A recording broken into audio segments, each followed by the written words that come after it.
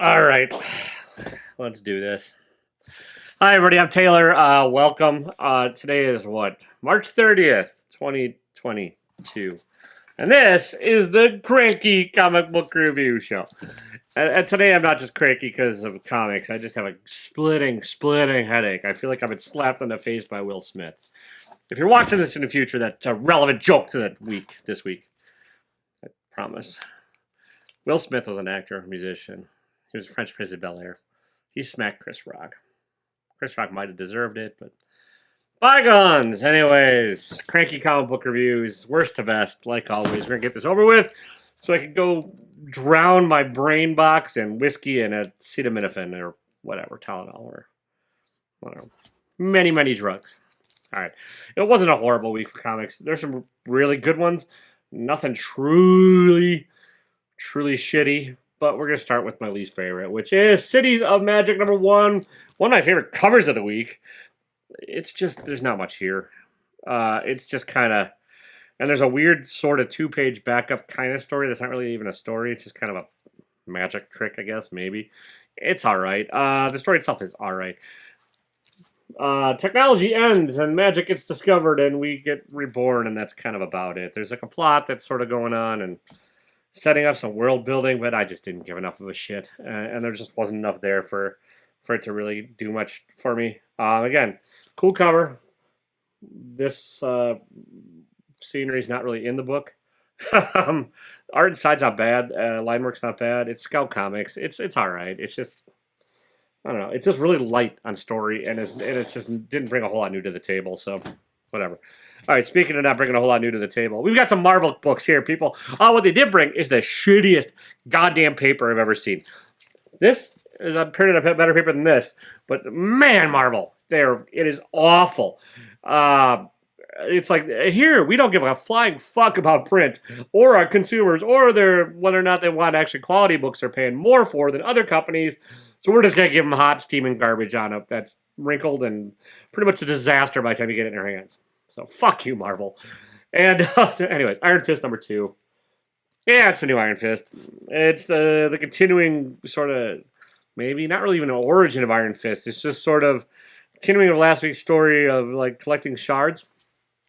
It's just not very interesting, honestly. And like then there's like an upstart that wants to challenge him for Iron Fistiness. It's just it's fine, but it's just everything about it's just like, oh, yeah, this is going to be an Iron Fist story. We've got to make it an Iron Fist story. It's very Iron Fisty. It's just very typical and very seems like it screams like Marvel thinks this is what fans want to see. And Marvel thinks that like it's a jobber book. It's like, yep, okay, I got to get paid this month. I got to write an Iron Fist story. We're just going to write this. And there's not a lot to it. Again, or maybe I'm cranky. My head really hurts. All right, speaking of which, it's a little bit better. But this is the shit. Honestly, this book is the shittiest paper I think I've ever read a comic book on. Silk #3. It's fine. You kind of see the big baddie in this mini series for the first time, and you get sort of the idea behind it. That's fine. I mean, honestly, like I don't have a whole lot to say about it. It's like, oh, there's statements on social media, there's statements on stuff and things, and I don't know. It's just not very exciting. And I might have even missed a book. If I did, you know what? I think I actually did. I don't care. I'll find it. If not, I'll skip it, and you're not going to learn. Excellent wasn't very good this week either, and I don't know if it's in this stack or if I left it up in a different room. But just take my... Oh, hang on. Is it here? Is it here? It's not here. Whatever. Did I drop it? Quality entertainment. This is what you're tuning in for. That's all right. It's not great. It's fine. And then we have Beyond the Farthest Star. This cover is the worst part about this book. The cover is really... It's like, we'll throw every goddamn typeface on there. We'll make it illegible, and we'll just kind of make it purple and red on a purple background. So you can't read the damn thing, and put a star behind it. Like, holy fuck. Everything about this screams like I took a graphic design class and kind of failed it. The book is reprints of like 50-year-old like Edgar Rice Burroughs comics, and it's very Edgar Rice Burroughs-y. World War II pilot lands in an alien world and is their savior. But before he can start saving it, he gets pulled up and ends in a different world and is going to be their savior. But before he can like pull up in that world, he gets pulled to a different world where he gets gills inserted and can be their savior. And then he goes to a different world where he's going to be their savior. It's white savior. The shirt seems to disappear and reappear on this person for no real reason. Different artists on each thing. It actually is a pretty decent, like, I think it's scanned from like original sources and stuff. And so I dig the coloring on it. And the art I dig, and it's got some nostalgia value, but there's nothing really to this. I think they're trying to revive it as a new property, and I won't be reading it because it's just kind of, I don't need to, it's just not that interesting. I just would hunt out older comics and read older stories, read like that, or read like the John Carter Mars, or read the actual older shit because I think it'll be better than this. So, all right. Speaking of retreading old ground with no real newness to it, we have Something Has Killed the Children, number 21. Or number 1. This could be issue number 1. It seems like honestly, like a beat for beat kind of like repeat of issue number 1 with a slightly brighter color palette. It's a new case. Okay, full disclosure, I'm not caught up on Something That's Killed Children, but I figured this would be a good jumping on point. The book's been on hiatus and is back now. This is supposed to be the jumping on point for new readers. And while I am not a new reader, I did read the first half of that last arc, nothing in here just seems that new because it's like I read the first half of the last arc. There's a new monster. Somebody's like getting talked to by the police. Werther Delader is still making the same goddamn annoying panel choices he's made in the everything up till now that I've read. Like, seriously, if you're gonna split the page, split it. And if you're gonna tell a story across, tell it, but don't have it creeping across the margins by like 1/8 of an inch. It just doesn't seem purposeful. Like, plan the fucking page layout, you lazy son of a bitch! It's all right. I mean, honestly, it's not breaking any new ground. And, like, it sort of seems like Tynan's kind of run its course with ideas for this one. I mean, I'm sure there's going to be a great new monster. I'm sure everyone's going to love it. But this is just, I don't know, it just struck me as fucking lazy. Like, all of it. And I had time off, so whatever. It's fine. All right. This is one of many, many books that ended this week, and it's okay ending. And that's going to be the theme of the ending. My Day with Monsters, number 5. I loved this book up until then. I think I was the only person reading and reviewing it that I can see. I mean, I'm sure other people are. I don't keep up with every reviewer ever. I would love to. I just don't have the time, and I don't know where they are. If you find reviewers you like, leave me a note, name in the comments down below, and I will find them, I'll watch them, and I will watch and love the reviews because I love loving things. It just doesn't seem like it this week. But anyways, it's an okay ending, but like it just took a weird turn, and it was pretty abrupt. It needed, I think, at least another issue to breathe with the ideas that were sort of introduced to this, and there was not... It's an ending. I don't think it's getting a second arc. Maybe it is. Like, I don't like Aftershocks got this weird-ass, like, 5-issue thing, and then they'll, like, respin it off and, like, to be continued. I don't think that's happening here. I don't think enough people read this one. But, like, it just felt like it needed more of a resolution. And, like... more of a actual emotional impact. Like, there was supposed to be this big twist to this, but it just didn't resonate as far as an emotional twist. It's like, okay, why, how, what? That doesn't make any fucking sense. Have it make sense. Let it breathe out more, and it'll be good. All right. Silver Surfer Reborn, number 3. This is harmless. I mean, it's good old 80s fun in the 2000s. It's Thanos being a badass. It's Silver Surfer, like trying to break the chains, and that's, you know, there's not a lot. I mean, it's a new story, but it's just it's like putting on an old jacket or an old pair of shoes where it's like, oh yeah, that is kind of comfortable. I mean, it's Ron Mars and Ron Lim. It's the Rons. They're running about. Thanos gets to be his dick. Thanos is like portrayed like a good old classic Thanos dick. Silver Surfer's portrayed correctly, and it's just kind of, it's a fun little story. It's not going to change the world. It's not going to like be. It's not going to probably even change anything in continuity. It's just, you know, if you're yearning for the good old days, I don't pick this up. It's all right.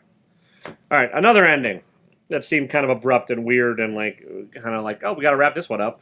We got the Magic Order number 6. And yeah, I am doing these worst to best kind of, but the order, it's all shifty, twisty, turny this week. Like I said, my brain is goddamn killing me. So like, I'm going to bitch more about some books than others. It doesn't mean I necessarily like them less. It's just kind of, these are the things I'm focusing on, because it's what my piercing white light of a headache can focus on this week. This seems like they pulled this ending out of a hat. Oh, get it? Because it's a magic trick. That was goddamn clever of me. It's not. It's all right. It's Mark Millar. It's Stuart Immonen. It's great art. It's I never read the first arc. There's a sacrifice that immediately gets unsacrificed, and it ends. It's not bad. It's just I think Mark Miller thinks he's being more clever than he is in this one, and like the clever ending just didn't strike me as all that clever. And a good edition never reveals their secrets, but you have to reveal some story things, and have it make a little more story making sense. Okay. This is Zombie vs. Robot Classic #1. I bought this because I like Ashley Wood's art a lot, and I like this cover. I like the weird abstracted robots. Like, that's not like a normal looking quote-unquote robot. Quote-unquote normal looking robot. But, like, it's a fun little book. It's harmless. You kind of get the beginning of a Zombies versus Robots thing. This is, I think, a reprint of something that came out a decade ago. I think. I don't think it's a new story.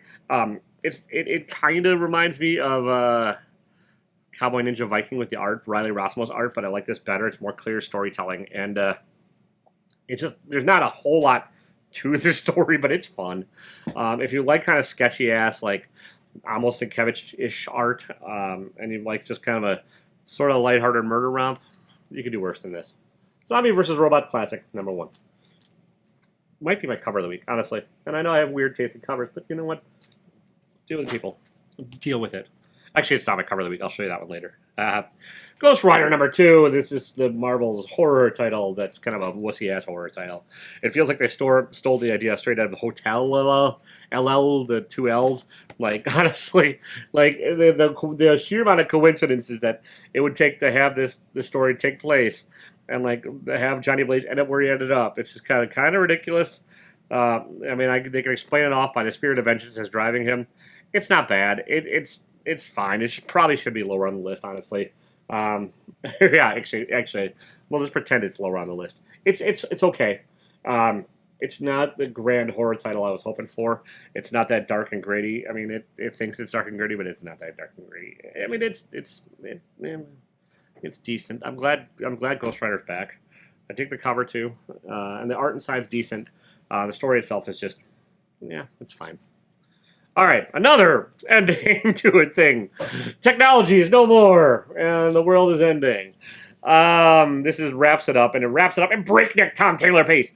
I actually like the ending of this. I know another reviewer didn't care for it. It's a fast-paced ending, but it's kind of been a fast-paced story. Lots of the shit doesn't get tied up. There's a whole lot of loose ends, and there was a whole lot of like red herrings as far as where I thought the story was going to go. Like, there's characters that just get introduced, they do something, they get pushed to the side and have nothing to do for the rest of this thing.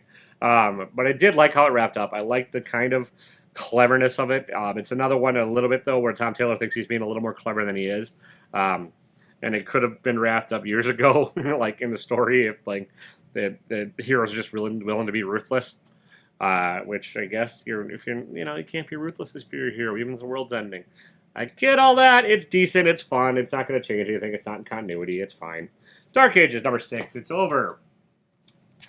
All right. These next ones are all pretty good. I actually like this a lot better than I thought I would. I almost didn't pick this one up. This is Shadow War Alpha.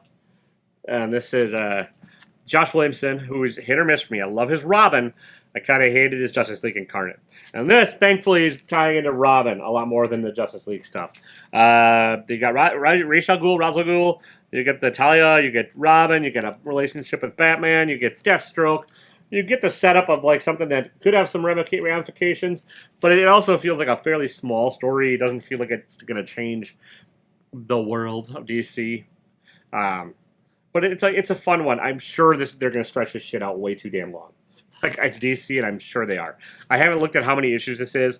I probably won't read a lot of the filler stuff. I'm going to read the Robin title, and I'll read the main Batman title, but I'm not going to read a lot of the other shit in there. I'm not reading Deathstroke Inc. I just don't care. So, yeah. But this is pleasant. This is a pleasant book. If you've been liking Josh Williamson's Robin, pick this up, because it does tie into that, and I think it will have ramifications for the Robin title going forward. So, Shadow War Alpha. Probably my surprise book of the week. All right. A Righteous Thirst for Vengeance. What is this? #6. This is like the peaceful interlude. You learn a bit of the backstory of the anti-hero. You can't really call him a protagonist, but anti-hero. And like you kind of get a lull in the story. It's still a very sparse on dialogue, and it's still a very quick read. But Andrea Lima Araujo's art is gorgeous. And, like, I still would say get this collected. Don't do what I'm doing and read it individually. I think it probably will read better as a collection. But if you read it as a collection, just take the time and savor the art. Don't rush through this. Like, I mean, I get it. I rushed through this because I'm reviewing all these today. I rushed through all of these, and so it probably does cloud my judgment. But I am going to go back and I am going to reread this one. I don't reread a lot of books. Once the nature of comics is kind of when I'm done, and then I move on to the next. They kind of are disposable media for me. But this one, I just kind of love the art with it, and I think it is going to be a pretty special story when it's all said and done if it continues on this path. And yeah, I'm digging it. It's, again, this is the quietest of the issues thus far. But Righteous Thirst number 6. All right, Newbern, Chip Zdarsky, Jacob Phillips. I've loved this book. I liked all the issues when they've come out. It's Newbern's a bastard, and you learn that in this one. Like, he really, like, at first, like the first couple issues, you're like, oh, he's kind of an okay dude. But you're in this, you're like, no, he's kind of a dick. But it's an interesting character, and the backstory in this is actually kind of interesting too. Newbern in prison, and you learn why he goes to prison, and all of these stories of Newbern, and which I dig on the Zdarsky front, are kind of one and done. They build this sort of tapestry of the character of Newbern, and you get a little bit more of the sort of. There's not even really a B story to it. You just kind of learn more about the character, and yeah, it's an interesting take. I like Jacob Phillips' art. It's very kind of clean and easy to follow. Love the covers. And yeah, Newbern's been solid all the way thus far. Like, Zdarsky's a solid writer, especially when he's a character he's either created or like cares about. He's good, and this is good. All right, these next two could probably be interchanged for Book of the Week, and yeah, and we'll get into it. But like, this is Hulk Grand Design number 1. Jim Rugg with Ed Piskor on the covers. Jim Rugg, I've never read anything else by him. I need to. He's done Street Angel and a couple other things.